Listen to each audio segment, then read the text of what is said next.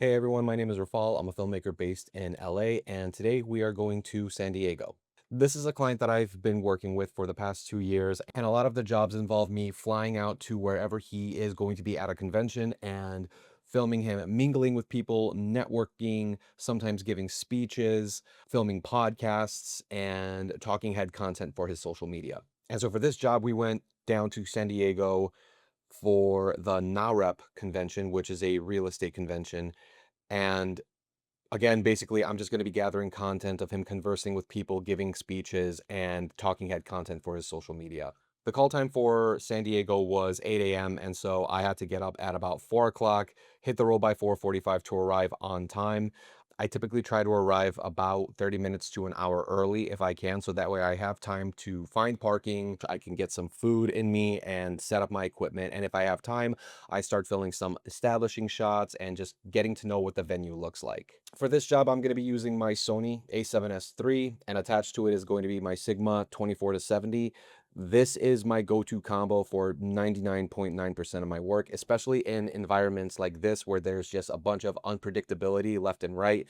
You're not sure whether you are going to need a wide shot or a close-up. So having a lens like a 24 to 70 allows me to have that versatility, so that way I'm able to get wide shots that show off the venue or get establishing shots, but also zoom in to get more intimate close-ups of people when they are interacting. For this job, I'm not actually the one who's going to be editing the content. All the video footage is going to be sent out to an editing team. So my job is to just get as much content as I can for the editing team to give them as much flexibility in post. And one of the deliverables for this job is going to be a day in the life of vlog style kind of video. So throughout the day, as I'm following my client, I'll be asking him or prompting him things that he could say to camera. Summarize what today is looking like.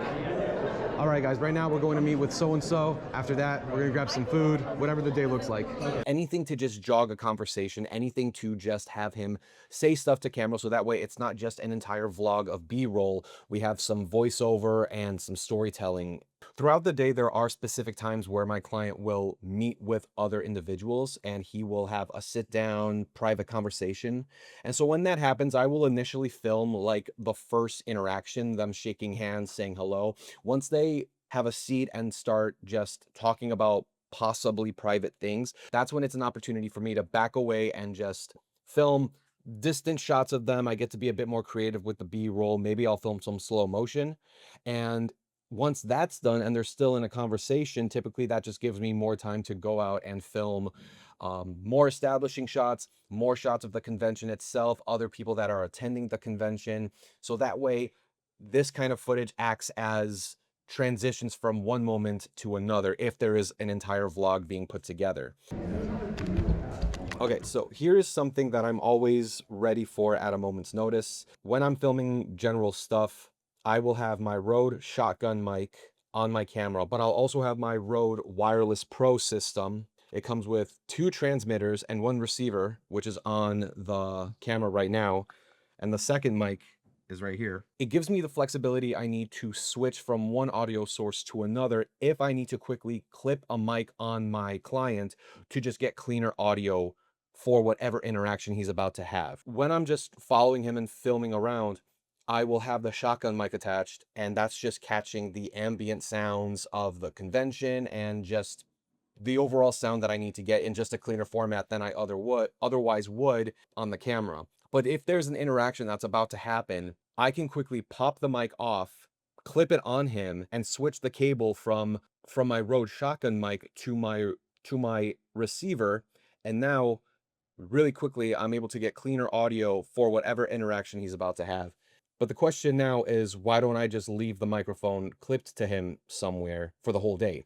And there are two reasons I don't. Number one, I want to conserve battery. So by taking it off of him, I'm able to turn it off and only turn it back on when I need to. And number two, sometimes whoever he's talking to doesn't like seeing a microphone on him. And so I'm able to just quickly run in, take the mic off, and now they're able to have a conversation without having to worry about what's being recorded and what's not. Best example, my favorite example, and the most moving example. As I mentioned before, one of the things we are trying to film is talking head content for his social media.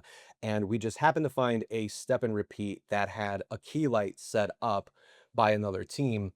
And so when the other team wasn't there, I just saw an opportunity to hijack it for a couple minutes. I popped the mic on him and just had some prompts ready that I can ask him, and he can just riff for a few minutes. And that gives the editing team social media content to cut together, so that way his social media is consistent. We're constantly uploading for his brand. There was another opportunity where he was just chilling for a second, and so I pulled him outside and again just asked him a couple of questions that can get his mind going about specific things in the industry, and that's just giving his team more content to film. If I did have time, if I did have someone helping me, I would have loved to have had a bounce board or something just to give him more kick so I can expose lower and get that nice bay behind him. But sometimes I just have to roll with the punches, and it's more about getting the message across rather than getting a beautiful image every single time. So you just have to pick and choose. All right, 2 seconds. Let me switch to photo mode real quick. This is one of the perks of having a hybrid photo and video camera.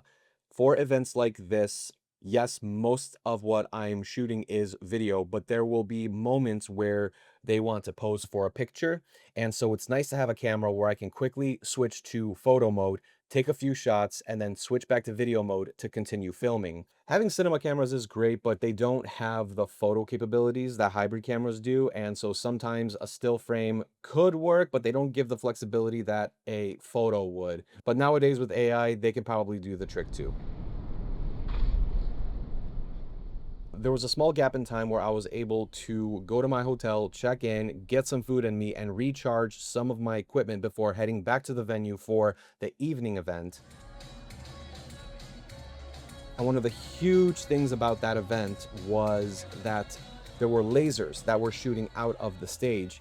And so I had to make sure that those lasers were not going to come down at any point, because the last thing you want is for a laser to hit your camera sensor and just completely destroy it. So thankfully, those lasers were going to stay up at the top. They weren't going to come down. And so I was able to film the event without any worries about that. Bitcoin reserve for the US government. So we have a gold Day two reserve. was a lot more chill. It started out with some B-roll in the morning, and then for the rest of the day, we were filming speakers. After one of the speakers, there was a meet and greet, and that gives me an opportunity to collect footage from different angles of this moment to give more flexibility in the editing room. So I'm capturing shots of the speakers, then of the crowd interacting with the speakers, then a wide shot. And then after that, I could be a bit more creative and get close-ups and high angles. And again, this is all just to provide more flexibility in the edit afterwards. No, that camera isn't mine. This one is mine, actually. I rented a 70 to 200 millimeter lens for this event, so that way I could bring one of my cameras all the way to the back of the room and still have enough of a zoom to get a wide shot of the stage. And then I had my second camera on a gimbal that was closer to the stage to get some nice close-up shots of the speakers. So for audio, I tried something different. The Wireless Go system comes with this magnetic backing that you can attach to the transmitters. And so I decided to get backup audio from the speaker itself, which happened to have a metal frame around it. So I was able to stick one of my transmitters onto it with that metal backing. And then when I set my Wireless Pro system to split, it would record each transmitter in a separate audio channel, so that way they can be edited or muted individually in the edit. You really want to be as redundant as possible when it comes to one-man banding these kinds of events. And so I had 3 sources of audio helping me. I had one transmitter on a person that was speaking, I had the other transmitter on the speaker with the metal cage, and I had my sound recorder attached via XLR to the sound booth. And so after the final speaker was done, so was I, and it was time for the 4-hour drive back to LA through the delightful rush hour traffic. Like and subscribe if you guys found this video helpful, and I'll see you in the next one.